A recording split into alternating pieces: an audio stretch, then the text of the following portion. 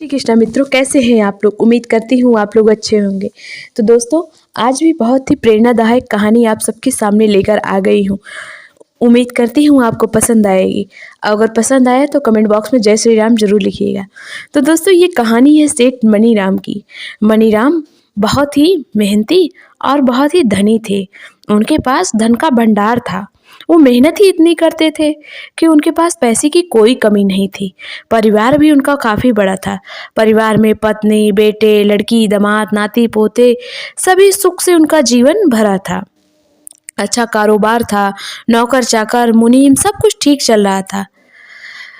एक दिन सेठ मनीराम के मन में विचार आया, हम सब व्यापार में इतनी मेहनत करते हैं तो देखा जाए हमारे पास कितना धन दौलत है। इसकी जानकारी होनी चाहिए कि आखिर हमारे पास पैसा कितना है। सेठ जी ने अपने मुनीम को बुलाया और कहा, मुनीम जी, आप बही खाते देख कर बताए हमारे पास कितना धन है और वो सारा धन कब तक चलेगा। सेठ की बात सुनकर मुनीम जी ने हिसाब लगाया और कहा, सेठ जी, मुझे 2 दिन का समय दीजिए ताकि मैं हिसाब लगा सकूं। तो सेठ मनीराम ने कहा, ठीक है मुनीम जी, मुझे कोई जल्दी नहीं, आप अपना पूरा समय लीजिए। 2 दिन बाद मुनीम जी जब आए तो सेठ जी ने कहा, मुनीम जी, हमारे पास कितना पैसा है आपने बताया नहीं। मुनीम जी कहा, सेठ जी, मैं वही बताने आया हूँ। मुनीम जी ने कहा, सेठ जी, हमारे पास इतना पैसा है।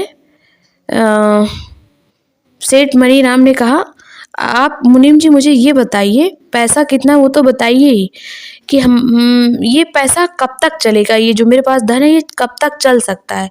मुनीम जी ने कुछ सोचकर और अपनी डायरी का हिसाब देखकर कहा, सेठ जी, कम से कम आपकी 7 पीढ़ियां तो बैठकर आराम से खा ही सकती हैं, इसमें कोई शक नहीं है।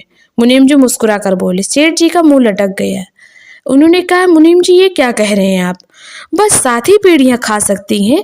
हम लोग इतनी मेहनत करते हैं, बस 7 पीढ़ी ही जिंदा रहेगी, 8वीं पीढ़ी का क्या होगा।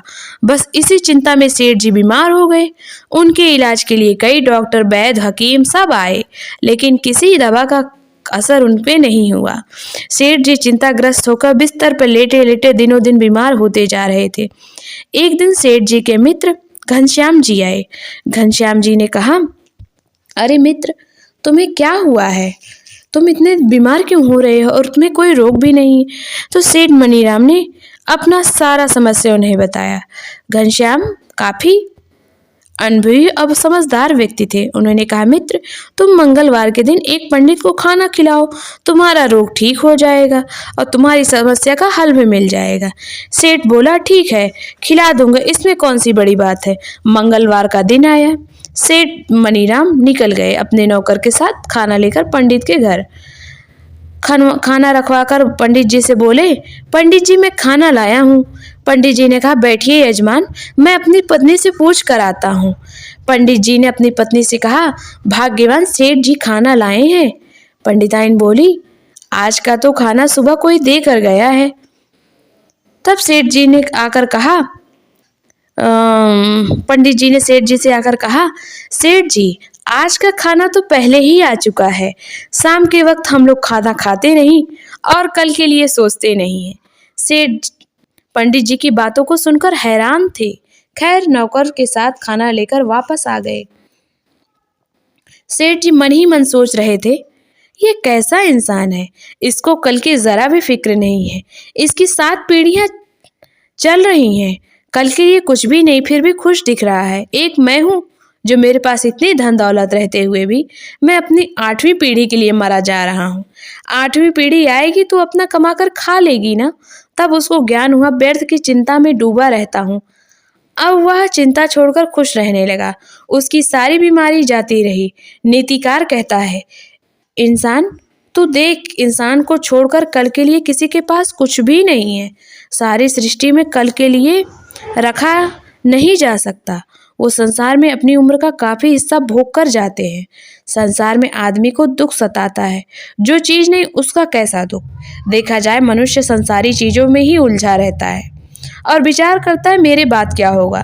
संसार में किसी के जाने के बाद कुछ रुकता नहीं है, सब वैसे ही चलता रहता है।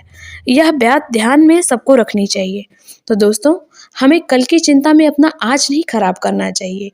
हाँ, ये बात सही है कि हमें कल के लिए भी बचा के रखना चाहिए कि संपत्ति का दुरुपयोग नहीं करना चाहिए। लेकिन हम इतना भी नहीं बचा कर रख सकते कि हमारी 8 पीढ़ियाँ या आने वाली पीढ़ियाँ खा सकें। जैसे समय आएगा सब मेहनत करेंगे, बस हमें अपने बच्चों को ऊँचे संस्कार देने चाहिए।